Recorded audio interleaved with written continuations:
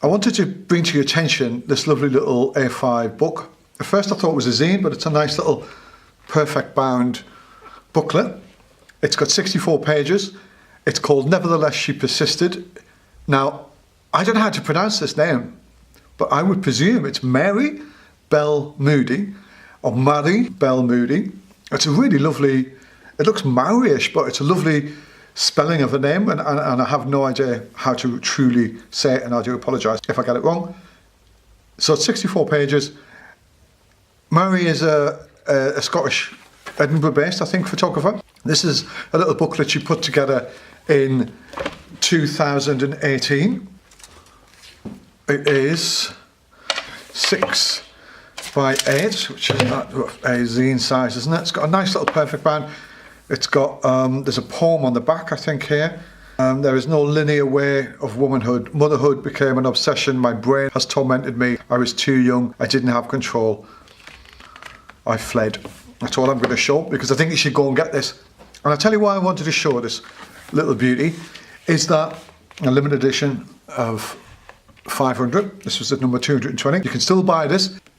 This book's about women. It's about women who have overcome a certain trauma, child loss, abuse, rape, self-harm, suicide, illness. It's about women who've survived and come through it. And I think it's a beautiful portrayal and a great idea to show other people they're not alone.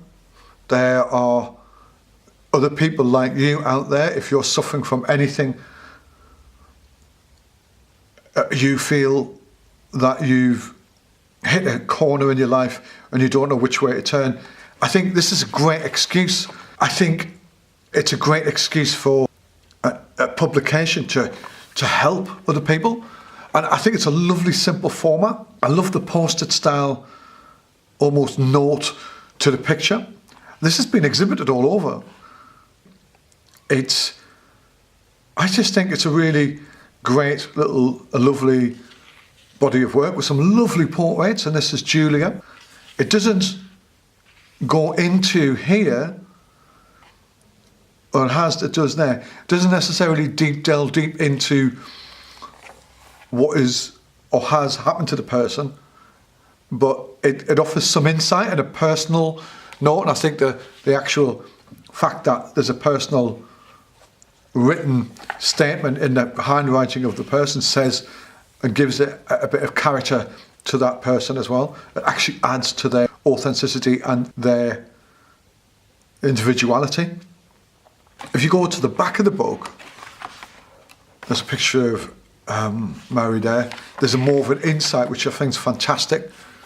And I'd like to see how that was transmitted into the gallery experience. I wonder if this was done as an audio dialogue or somewhere in the exhibition, or how this was sort of delivered to the audience when they were in an exhibition space looking at these pictures. I'd be totally intrigued. And I think that's a really lovely added bonus. But what I think's beautiful about these lovely portraits is that they're simple, they're nicely done. There's a flaw within the style, the centering, the person's in the sort of strict third areas. The lighting, it's just a simple, like in this one, is sort of a split lighting with a light on the broad side of the face, and that's a full wash on the face. But there's something personal here from this person, and I think it's a lovely touch. And when I first looked at it, I was curious to understand what the meaning of this book would be about. But actually, it's just sitting here, isn't it? It's like it needs to be promoted. It's not an overcomplicated photography project, but simplicity. A beautiful depiction of a very complicated existence to some people, and if that sounds right, it's incredible. And what I like about this is, if you look at the way the portraits are split, and we're sort of moving over towards the latter part of the book, we're getting more right looking off to left, whereas we start the book, we've got a left almost looking off to right, or that's what I'm led to believe anyway. So I'm not going to show you all of it because I think you should go out and support this. My home was never a place of safety, Cassandra.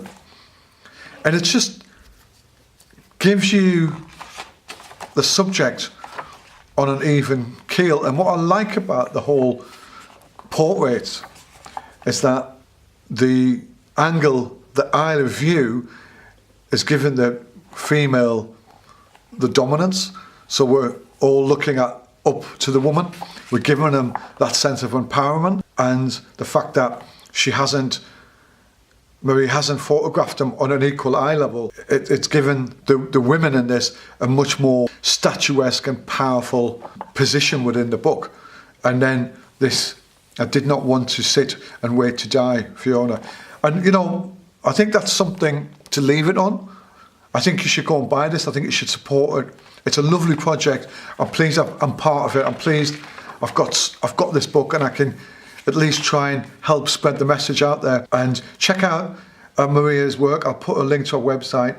You can still buy this zine. If it gives you an idea to go and do something and duplicate something else very similar, or the people around you that you want to help raise awareness to a certain condition they're going through, this is a great tool, a great method, a great way of distributing knowledge and helping make aware that if somebody else is sitting there unable to turn a corner and go, I'm in pain, I don't know what to do, then something like this would give you a little bit more accessibility to finding other people who can help you. So I love this. Get out and buy it. Well done, Mhairi, and I hope I've pronounced your name right.